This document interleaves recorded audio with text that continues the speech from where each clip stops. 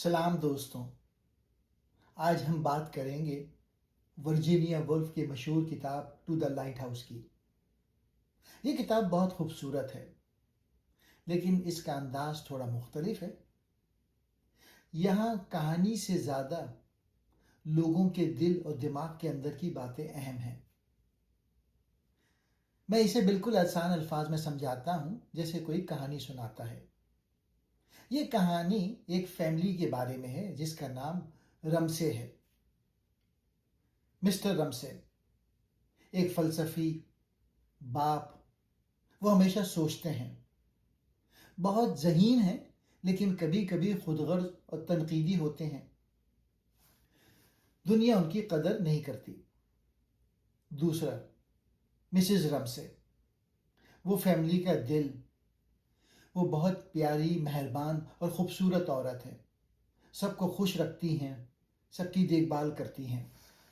उनके 8 बच्चे हैं, जिनमें सबसे छोटा बेटा जेम्स, जो तकरीबन 6 साल का है। ये सब लोग स्कॉटलैंड के करीब एक जजीरे पर गर्मियों की छुट्टियों में एक खूबसूरत घर में रह रहे हैं। इस घर के सामने समंदर है और समंदर पार एक लाइट हाउस, रोशनी वाला मीनारा नजर आता है। इस नावल के 3 हिस्से हैं। पहला हिस्सा, द विंडो। एक दिन छोटा जेम्स बहुत शौक से कहता है कि कल लाइट हाउस जाएंगे। माँ कहती हैं, हाँ बेटा, शायद चले जाएं। लेकिन बाप फौरन कहते हैं, नहीं, मौसम खराब होगा, नहीं जा सकते। जेम्स को बहुत गुस्सा आता है। वो अपने बाप से नाराज हो जाता है। उस दिन पूरा घर मेहमानों से भरा है, कुछ दोस्त, मुसव्विर, शायर वगैरह। उनकी माँ सबको खुश रखने की कोशिश करती हैं। रात को एक बहुत खूबसूरत डिनर पार्टी होती है। सब खुश हैं, लेकिन अंदर ही अंदर हर शख्स के दिल में अलग अलग बातें चल रही हैं। मोहब्बत, हसद, तन्हाई, ख्वाब। हिस्सा दोम, टाइम पासिस, वक्त गुजर जाता है। अब कहानी अचानक बहुत तेज हो जाती है। 10 साल गुजर जाते हैं, जैसे चंद लम्हों में। वर्ल्ड वॉर 1 हो चुकी है। घर खाली पड़ा है, वक्त गुजर रहा है। माँ मर जाती है अचानक। एक बेटा जंग में मर जाता है। एक बेटी भी मर जाती है। जिंदगी बदल जाती है, घर वीरान हो जाता है। यह हिस्सा बहुत उदास और हकीकत पसंदाना है। इस हिस्से में बाप तन्हा और गमजदा रह जाते हैं और घर वक्त के साथ उजड़ने लगता है। यह हिस्सा कहानी में बहुत कम अल्फाज में दिखाया गया है, लेकिन इसका असर बहुत गहरा है। तीसरे हिस्से में अब फैमिली वापस उसी घर में आती है। जेम्स अब बड़ा हो चुका है, अपने बाप और अपनी बहन के साथ। और मिस्टर रमसे कहते हैं, अब लाइट हाउस जाएंगे। वो तीनों किश्ती में बैठकर लाइट हाउस की तरफ निकलते हैं। जेम्स अब भी अपने बाप से नाराज है, लेकिन सफर के दौरान कुछ चीजें समझ में आती हैं। दूसरी तरफ घर में एक मुसव्विरा खातून लिली, जो पहले हिस्से में भी थी, वापस आई हैं। वो एक पेंटिंग मुकम्मल करने की कोशिश कर रही थी, जो मिसेस रमसे के वक्त शुरू की थी। आखिर में लिली अपनी पेंटिंग ख़त्म कर देती हैं और सोचती हैं, जिंदगी का मतलब यही है, लम्हों को याद रखना। कहानी का असल मतलब क्या है? ये किताब लाइट हाउस जाने की कहानी कम और जिंदगी, वक्त, मोहब्बत, यादों और मौत की कहानी ज़्यादा है। उनकी माँ की जिंदगी खूबसूरत और गर्मजोशी की अलामत है। उनके बाप हकीकत और तन्हाई की अलामत हैं। लाइट हाउस दूर की उम्मीद और मंजिल की अलामत हैं, जो शायद कभी पूरा ना हो, लेकिन कोशिश जारी रहती है। ये किताब बताती है कि छोटी छोटी बातें, एक मुस्कुराहट, एक लम्हा, खुशी, एक याद, जिंदगी को मायने देते हैं, चाहे वक्त कितना ही गुजर जाए। दोस्तों, अब इस किताब से मिलने वाली जिंदगी के बड़े सबक के पर बात करते हैं। मुसन्निफ़ा ने ये किताब लिखी तो कहानी कम, जिंदगी के गहरे मायने ज़्यादा बताए। नंबर 1, जिंदगी बहुत तेजी से गुजर जाती है, वक्त सब कुछ बदल देता है।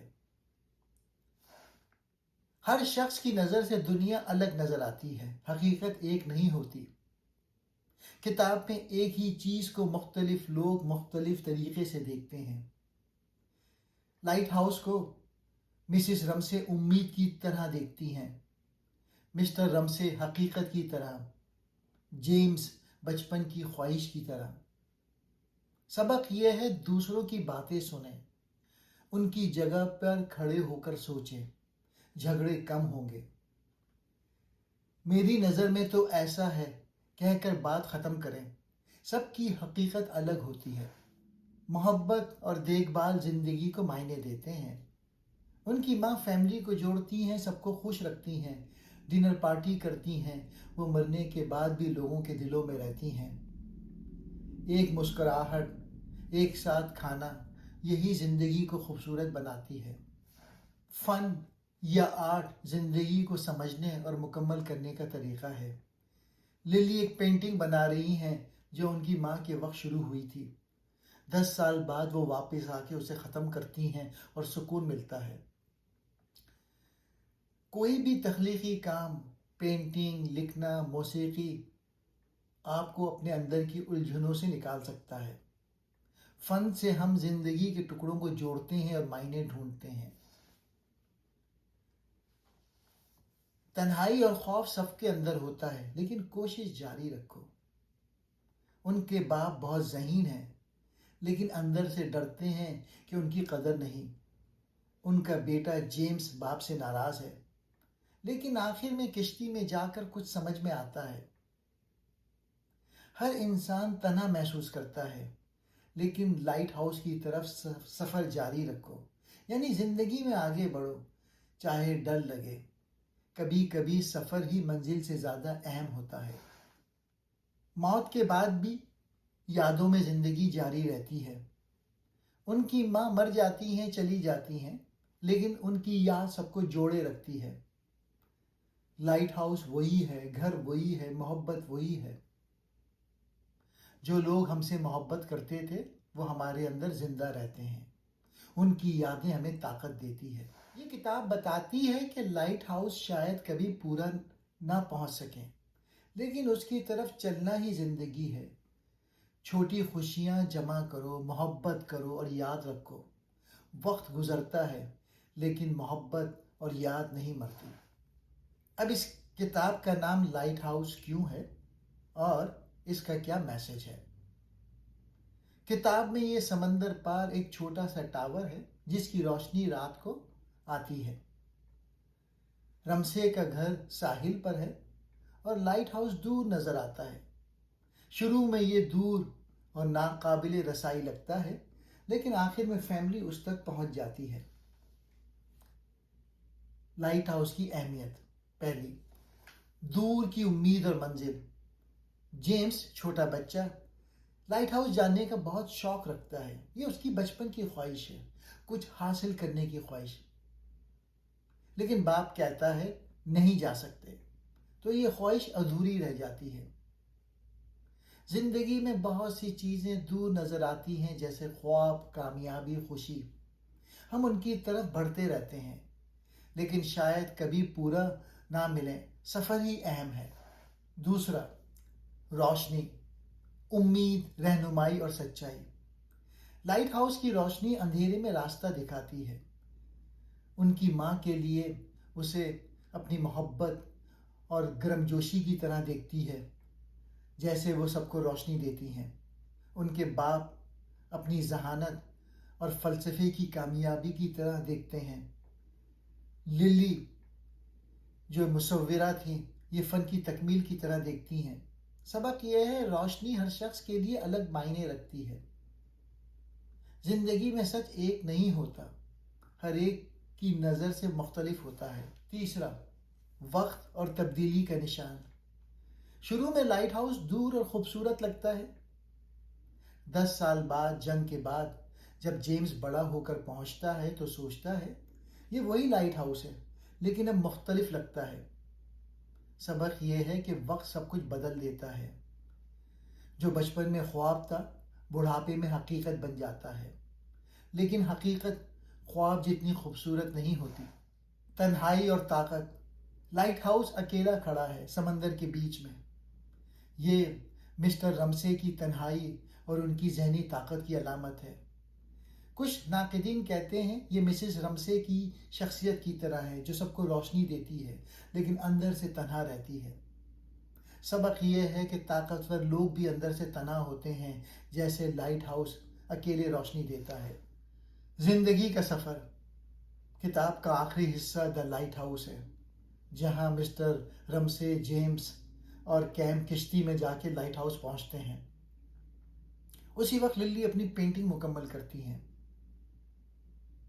منزل تک پہنچنا اہم نہیں، سفر میں جو سمجھ آتی ہے وہی اصل ہے۔ لائٹ ہاؤس تک پہنچنے سے زیادہ اس کی طرف چلنا زندگی ہے۔ اس ناول کے مختلف سبق ہیں۔ وقت کی بے رحمی۔ اس ناول کا سب سے بڑا سبق یہ ہے کہ وقت کسی کا انتظار نہیں کرتا۔ انسان چاہے کتنا ہی طاقتور ہو یا کوئی خاندان کتنا ہی خوشحال، وقت سب کچھ بدل دیتا ہے۔ 10 سال کے عرصے بعد مسز رمسے وفات پا جاتی ہیں اور خوبصورت گھر کھنڈر بن جاتا ہے۔ یہ ہمیں سکھاتا ہے کہ ہمیں ہر حال میں پریزنٹ میں جینا چاہیے۔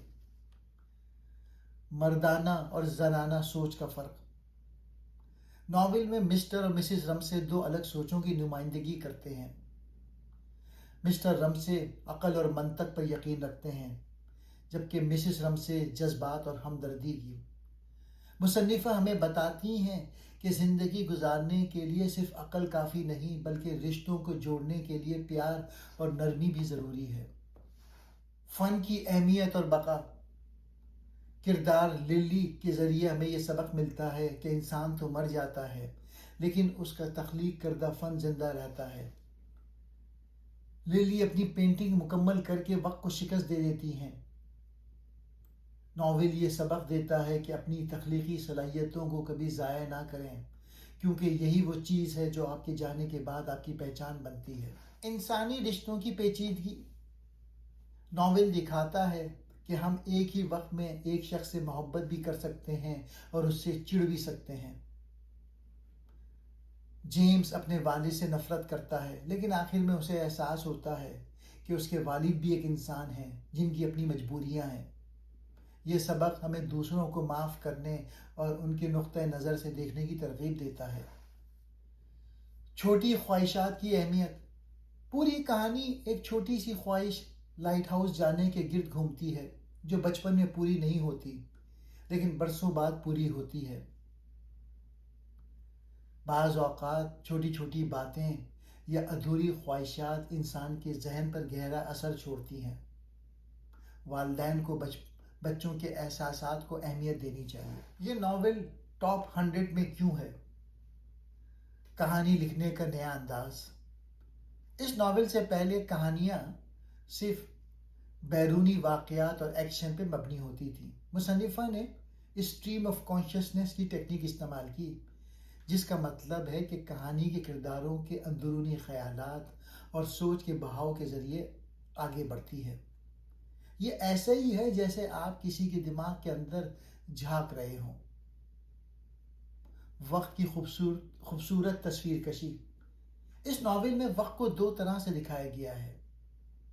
ایک وہ وقت جو گھڑی بتاتی ہے، دوسرا وہ وقت جو ہم محسوس کرتے ہیں۔ ناول کا درمیانہ حصہ ٹائم پاسز ادب کی تاریخ میں ایک شاہکار مانا جاتا ہے، کیونکہ اس میں انسانوں کے بغیر صرف ایک خالی گھر کے ذریعے 10 سال گزرنے کا منظر بیان کیا گیا ہے۔ انسانی نفسیات کی گہرائی۔